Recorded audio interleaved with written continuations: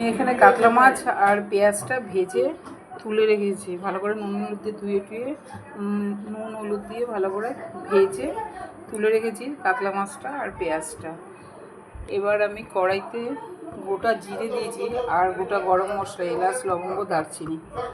আর এখানে একটা মশলা তৈরি করেছি যেখানে আদা, রসুন, টমেটো, কাঁচা লঙ্কা, নুন, হলুদ, লঙ্কা গুঁড়ো, সমস্ত জিরে ভাজা গুঁড়ো সব, ধনিয়া গুঁড়ো সব দিয়ে একটা মশলা তৈরি করেছি, সেটা দিয়ে দেবো।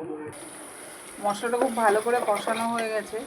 এখানে ভেজে রাখা মাছগুলো দিয়ে দেবো আর ভেজে রাখা পেঁয়াজটাও দিয়ে দেবো, সমস্তটাই দিয়ে দেবো, দিয়ে সামান্য জল দিয়ে ফুটিয়ে নেব।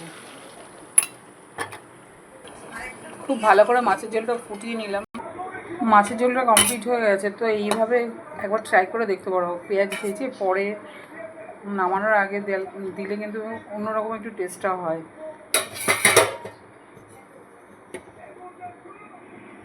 টাটা, সবাই খুব ভালো থাকো, সুস্থ থাকো।